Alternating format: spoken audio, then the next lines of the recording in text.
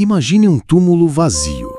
Eu sei, você imediatamente pensou nele, na pedra rolada, nos lençóis de linho dobrados, na ausência que mudou o mundo para sempre. É a imagem que funda a nossa fé. Mas, e se eu te dissesse que existe outro túmulo vazio, um do qual a história mal ousa falar? Um túmulo que pertenceu à mulher mais importante que já caminhou sobre a terra e que hoje, simplesmente, não existe. Onde está o corpo da Mãe de Deus? A resposta não está gritada em manchetes. Ela é sussurrada nas entrelinhas da própria Bíblia. E eu te garanto, quando você ouvir esse sussurro, jamais pensará na história da salvação da mesma maneira. Sente-se aqui comigo. Deixa eu te contar uma história que não começa com um barulho, mas com um silêncio. Um silêncio ensurdecedor. Nos primeiros séculos do cristianismo, o mundo era um lugar perigoso, mas fervoroso. A posse das relíquias dos santos mártires era uma questão de honra, de identidade, de poder espiritual. Cidades inteiras disputavam os ossos de Pedro, de São Paulo, de André, de cada um dos apóstolos. Ter o túmulo de um mártir era ter um pedaço do céu na terra, uma fonte de milagres, um ponto de peregrinação. Éfeso, Roma, Antioquia, Jerusalém, todas elas se orgulhavam de seus túmulos sagrados. E aqui começa o nosso mistério. Em meio a toda essa busca, a toda essa veneração por restos mortais, ninguém em nenhum lugar do mundo jamais afirmou possuir o corpo de Maria. Pense no que isso significa.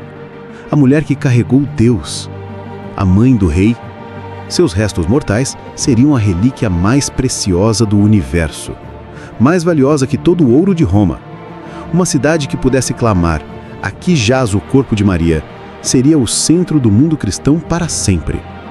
Mas essa cidade nunca existiu. Esse túmulo nunca foi encontrado. Esse clamor nunca foi feito.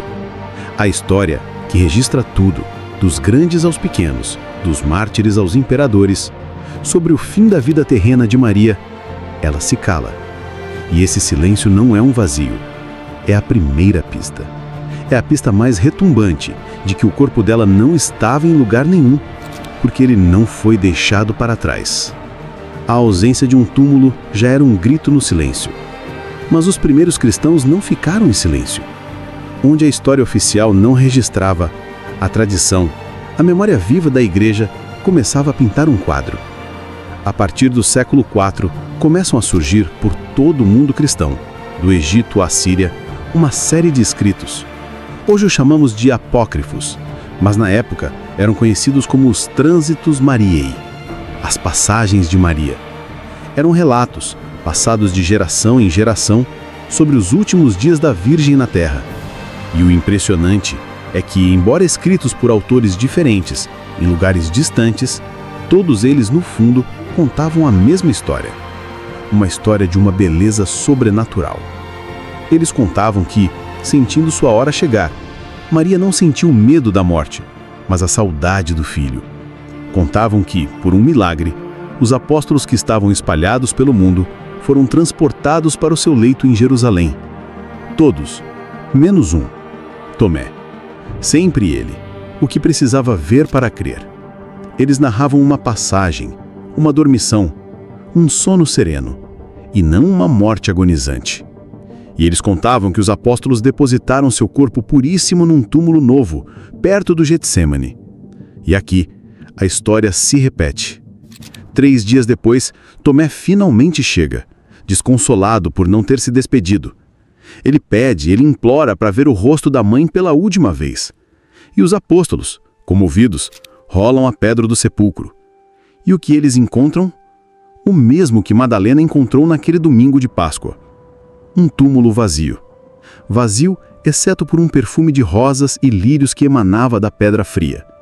O corpo não estava lá. E todos, naquele momento, entenderam. Não era um roubo. Era uma promessa cumprida. Era uma glorificação. Você pode pensar, isso é uma bela tradição, uma história comovente. Mas e a Bíblia? Onde está a prova? É aqui que o nosso papel de detetive da fé se torna crucial. A prova não está em um versículo isolado que diz: "E Maria foi levada ao céu". A Bíblia é mais inteligente, mais poética, mais profunda que isso. Ela não nos dá um manual, ela nos dá um mapa de símbolos, de tipos, de prefigurações. E a identidade do corpo de Maria está escondida num dos maiores símbolos do Antigo Testamento: a Arca da Aliança. Pense nela.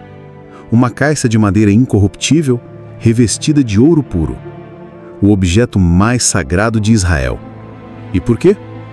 Porque dentro dela estava a presença de Deus, as tábuas da lei, a palavra de Deus escrita em pedra.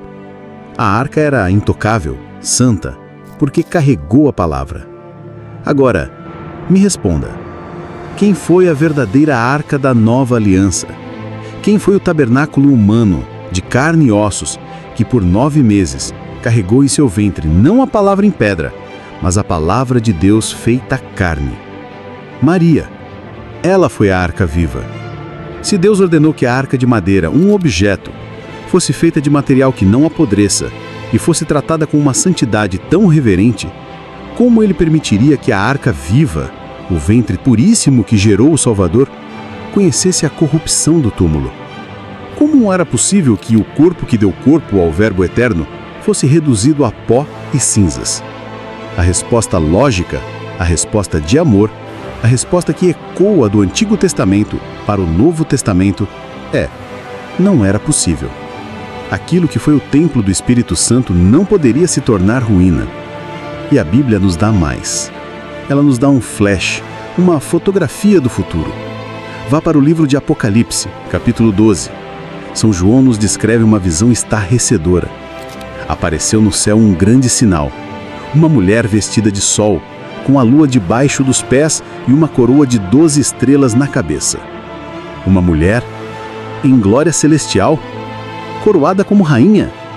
A igreja sempre viu nesta mulher o símbolo do povo de Deus, de Israel, da própria igreja, mas nunca deixou de ver em primeiríssimo lugar o rosto daquela que era a mãe deste povo, a filha de Sião por excelência, a mãe da igreja. A Bíblia não descreve a sua subida, ela nos mostra o resultado. Ela nos mostra onde Maria está: no céu, em corpo e em alma, glorificada, vestida de sol. O silêncio da história, os sussurros da tradição, as insinuações da Bíblia, todas as pistas apontavam para uma só verdade. E por séculos, a igreja viveu e celebrou essa verdade em silêncio, em festas litúrgicas, na fé do povo simples. Até que em 1950, o Papa Pio XII fez algo extraordinário. Ele não inventou uma doutrina.